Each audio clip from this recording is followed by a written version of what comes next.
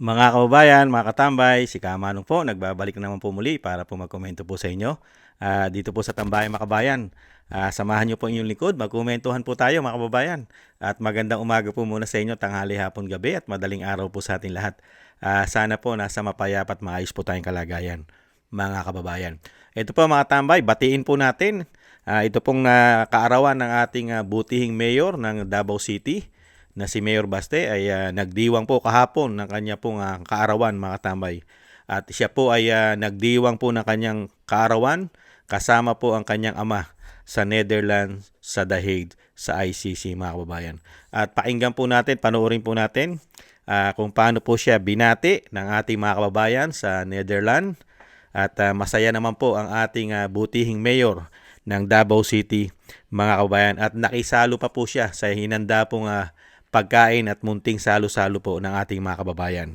Ito po mga tambay, panoorin po natin ang kaganapan po sa The Hague mga katambay, sa Netherlands.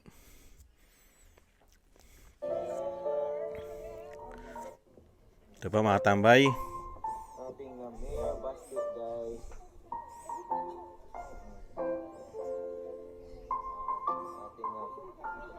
Ating happy birthday, Tata. Happy birthday, Mayor.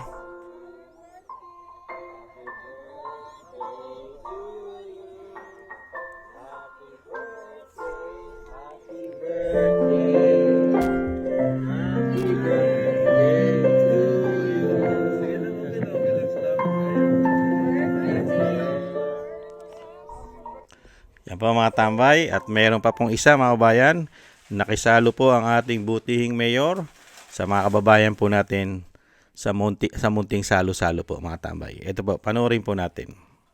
Kung pagsasamahin ang dalawang Yan po mga kababayan, nakisalo po siya.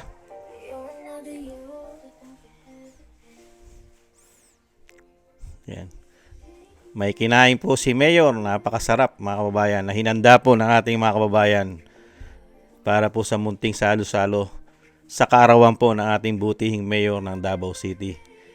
Mga kababayan, nakakatuwa po. Simpleng-simple. At syempre po, kahit papaano po, ay syempre po masaya po ang ating dating Pangulong Duterte na nakasama niya po ang kanya pong anak na si Mayor Baste. Para po doon po sila, doon po magdiwang ang mayor mga kababayan. Yan po ang binigay po na pahirap at parusa ng walang utang na loob na pamilya. Pagkatapos mong tulungan at bigyan po ng napakalaking pabor na ipalibing sa libingan ng mga bayani ang kanilang ama at naipanalo pa bilang Pangulo. Pero ang iginantipot, itinanaw na utang na loob sa pamilya Duterte, yan po ang pagdurusa at sobrang pamumulitika po ang ginawa po sa kanila. Yan po mga kababayan, ang ating butihing mayor. At meron po siyang pahayag mga kababayan. Pakinggan po natin ang pahayag ng ating butihing mayor kung ano po ang napakaganda pong nagagawa po. At ano po ang gusto niya at anong gusto layunin ang gustong mangyari po ng pamilya Duterte sa Davao City. Simple lang naman po ang gusto nila na paglilingkod. At gusto po nila ang mangyari po sa Davao City ay ganito po mga tambay, ayon po sa ating Mayor Baste. Pakinggan po natin si Mayor Baste mga kababayan.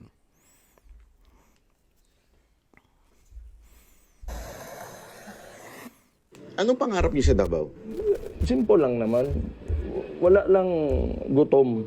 Walang mga walang manggugulo, walang mga maaanga sa daan. Ulitin po natin mga tambay. Infrastructure rin naman yun.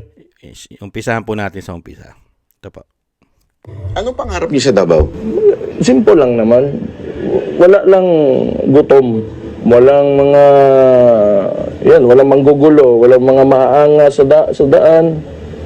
Infrastructure rin naman usual na sasabihin sino ba namang di gusto ng infrastructure, pero di ba mahalaga doon yung quality of life lang talaga. Kailangan masaya lang yung mga tao, paglabas nila ng bahay hindi sila worried. Pag naglalakad sila sa daan ng gabi, pwede ka mag-cellphone diyan sa baktas ka ba. Ganun lang man.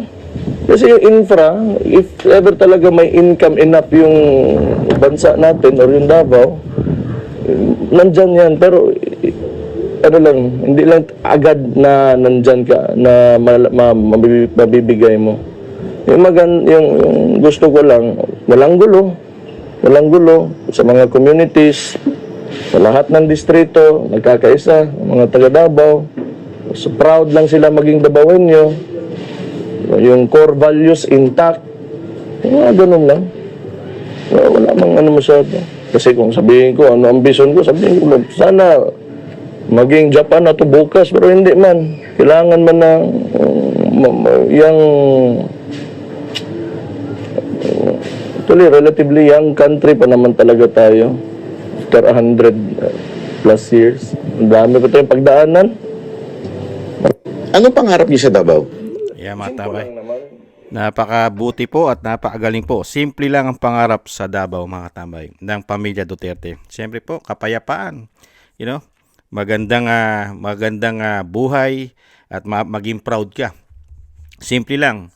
Magiging proud ka bilang ikaw ay Davaoenyo. Hindi po ba? Nakakalakad ka sa karsada, nakapagse-cellphone ka kahit hating gabi, umuwi ka ng gabi. Hindi ka napapahamak. Wala kang kinatatakutang mga gagawa ng masama sa iyo, mga addictus, mga kriminal, hindi po ba? Mga holdupper at sari-sari pong masasamang tao. Simple lang at maging maayos po ang syudad. At nahandyan na po ang mga programa. At syempre, kung tatanungin nga naman ang ating butihing mayor, kung siya po ang tatanungin, ang pangarap niya, ang Davao City, at syempre kasama na po ang Pilipinas na maging Japan, katulad po ng Japan. Pero malabo po sa sabaw ng pusit yan. Kung ang naglilingkod po sa atin ay majority po ng mga politiko ay magnanakaw. Hindi po ba? Kaya nga po napakaswerte po ng mga kababayan natin sa Davao. Nagkaroon po sila ng mga politiko na may pangarap po na pagandahin ang syudad ng Davao City. Napakasarap po sa isang politiko na may pangarap ka sa iyong syudad, sa iyong city, na kung paano ito paunlarin at gawa ng paraan at talagang panatiliin ang kapayapaan sa isang syudad katulad ng Davao City. Napakahirap po maghanap ng ganyang klaseng politiko na ang pangarap po ay kapayapaan at magandang buhay at magandang paglilingkod ang ibinibigay sa iyong mga nasasakupan. Napakaswerte po ng mga kababayan natin Davaoenyo. Nakakainggit po kayo. Nakakainggit po at nakaka-proud po. Nakaka-proud bilang Pilipino pagka ikaw ay nakatira sa Davao City. Hindi po ba? Dahil nakikita mo kung saan napupunta ang iyong binubuwis sa Davao City. Nakikita mo. At nakikita mo kung paano ito iserbisyo sa iyo. Lalong-lalo po, di ba? Noong nakaraan po, nagkaroon po ng malaking sunog sa Davao City. Hindi pa po nagtatagal. Linggo pa lang.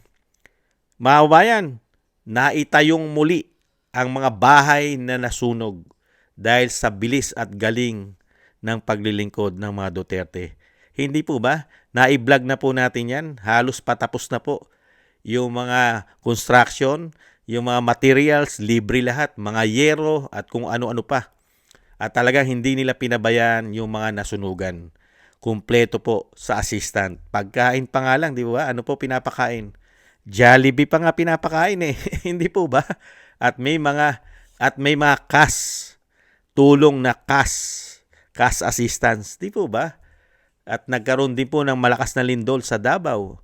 Nakita po natin sa Davao City ay naging maayos po ang pag-handle po nila sa sitwasyon din po ng lindol. At maayos po ang syudad, lalong-lalo ang kanilang mga flood control. Wala po silang mga ghost project. At ang malupit, matitibay ang kanilang mga flood control. Talagang dekalidad. Hindi po ba? Na-vlog na rin po natin yan. Kaya po, Mayor Baste at sa pamilya Duterte, lalo-lalo po sa Pangulong Duterte, ang talagang nag-umpisa lahat ng legasiya ng mga Duterte. Ang dating Pangulong Duterte. Ayahangaan mo. Kung anong klase po maglingkod ang ama, ay ganun din po ang mga anak. Kaya nga po magugulat ka eh. Yung pamilya na walang utang na loob, nakita po natin ang paglilingkod ng ama. Ganun din po pala ang magiging paglilingkod ng anak. Hindi po ba? Naging nasa Guinness Book of Record ang pagnanakaw nung ama, history. Mukhang ganun din po ang gagawin ng anak. History rin po ng pagnanakaw. Nangyayari po pala talaga yon. Kung ano ang puno, ay siyang bunga. Hindi po ba? Kaya po napakaganda po ang naging puno ni dating Pangulong Duterte ay siya'y puno at napakaganda po ang naging bunga niya. Ang kanyang mga anak at ang kanyang mga apo na politiko na rin po at naglilingkod sa Davao City. Hindi po ba? Nakita niyo po yung puno, si dating Pangulong Duterte. Siya ang puno at ugat. At nakita natin kung paano maglingkod ang mga Duterte, ang Vice Presidents, si Pulong, si Baste, at syempre yung mga bata na mga apo. Hindi po ba? Samantalang doon sa puno ng mga Marcos, ano po ang nakita natin doon paglilingkod? Magmula sa puno, isang damukal na issue. Hindi lang po martial law, hindi lang pagnanakaw, mayroong pang ginto at kung ano-ano pong history nila. At ganun din po ang nagiging history ng anak at ng apo yata, mga tambay, pagdating po sa korupsyon. Hindi kaya? Kaya po masahangaan po natin ang puno ng mga Duterte kaysa po sa puno ng mga Marcos, Araneta, at Romualdez umano. Hindi po ba mga bayan? Kaya po Mayor Baste, proud na proud po. Hindi lang po ang mga taga Davao, ang buong majority ng mga Pilipino ay talagang proud na proud po na nagkaroon po kami ng 6 na taon sa panunungkulan ng dating Pangulong Duterte na iyo pong ama. Sa kabila po na napakarami pong ginawang kabutihan sa Pilipino, sa ating bansa, ang iginanti pa po ng mga demonyo at sakim sa kapangyarihan ay pahirapan at hanggat maaari ay hindi na pauwiin ang iyong ama sa ating bansa. Ganyan po sila kasakim sa kapangyarihan umano, mga kababayan. Kaya konting tiis lang po, Mayor Baste, hindi naman po panghabang panahon ang kanilang tagumpay. Darating din po ang kanilang pagbagsak. Hindi po ba mga kabayan? Happy birthday po sa inyo, Mayor Baste. Mabuhay po kayo. At sana po at dalangin po namin na mas marami pa po, more birthdays to come. Siyempre po, good health. At siyempre po, pag-iingat po sa inyo pong buong sambahayanan. Lagi po kayo maingatan. At siyempre po ang inyong kalusugan. At marami pang birthday na dumaan sa inyo po, Mayor Baste. Mabuhay po kayo. At syempre po ang dasal po ng majority ng Pilipino, lalo-lalo po ang napakarami po nating OFW na sumusuporta po sa inyo, halos buong bansa. Ang panalangin po namin ay maingatan po ang inyong buong sambahayanan at syempre po mailayo sa kapahamakan at madugtungan pa po ang buhay at kalakasan ng dating Pangulo.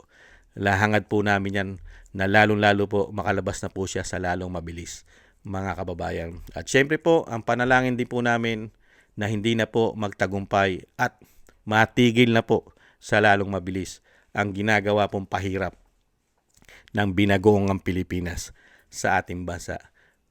Mawakasan na po sa lalong mabilis. Ang panalangin po namin ay sana po ay dinggin. At syempre po, maraming salamat po sa gusto po na ating tambayan makabayan sa YouTube at TikTok.